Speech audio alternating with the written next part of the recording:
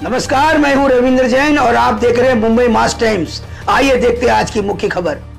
सगळ्यांना सरसकट जी काही आपल्या शेतकऱ्यांना मदत आहे ती सगळी मदत आम्ही करणार आहोत आणि नुसती मदतच नाही तर साधारणपणे आपल्याकडे टंचाईच्या वेळी जे काही नॉर्म्स आहेत ते सगळे नॉर्म्स अतिवृष्टीलाही लागू आहे की पंचनामे जे आहेत ते जेवढे आमच्याकडे येत आहेत त्याच्यावर आम्ही कारवाई चालू केली आहे।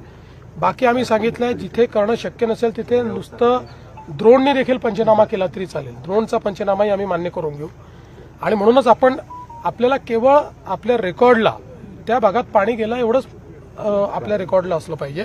त्यामुळे ड्रोनचा पंचनामा देखील आपल्याला मान्य असेल, कोणी मोबाईलवर फोटो काढूनही आपल्याला दिला तरी तो पंचनामा आपण मान्य करू। काही मदत करता येईल ती करायची। ही दिवाळीपूर्वीच आपण मदत देणार आहोत। आपले जे एनडीआरएफचे नॉर्म्स आहेत ते आता केंद्र सरकारने रिवाईज केलेले आहेत, ते रिवाईज नॉर्म्स पूर्वीपेक्षा त्यांनी वाढवलेले आहेत, त्याच नॉर्म्सने आपण मदत करणार आहोत आहे। आणि म्हणूनच आपण आता नानाजी देशमुख कृषी समृद्धी योजना जी मराठवाड्याला लागू केली आहे ती योजना ही क्लायमेट रेझिलियंट ऍग्रिकल्चर ज्याला आपण म्हणतो, म्हणजे वातावरणाच्या बदलाचा परिणाम न होणारी शेती, तर अशा प्रकारच्या प्रॅक्टिसेस या डेव्हलप करायचा प्रयत्न त्या योजनेच्या माध्यमातून आपण करतोय। वर्ल्ड बँकेने जवळपास 6,000 कोटी रुपये आपल्याला त्याला दिलेले आहेत।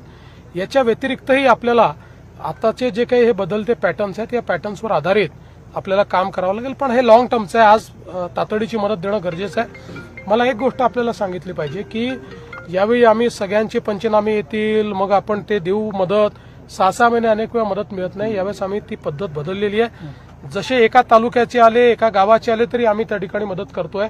कालच आपल्याला माहिती आहे की जवळपास 2200 कोटी रुपये काल आम्ही रिलीज केलेले आहेत।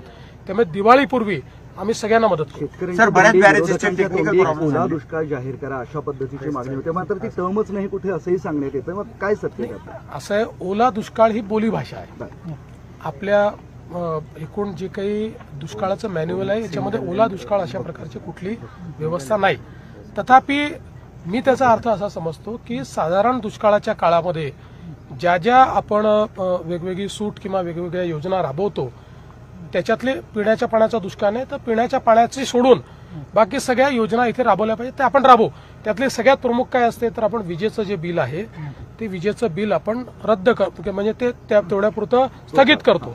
पण आता तर आपण विजेचं बिलच घेत नाहीये, त्यामुळे विजेचं बिल आपण घेणार नाहीये। याच्या व्यतिरिक्तही टंचाईच्या वेळी ज्या ज्या आपण उपाययोजना लागू करतो त्या उपाययोजना लागू करा असा त्याचा अर्थ आपण घेऊया आणि ते आम्ही करणार आहोत।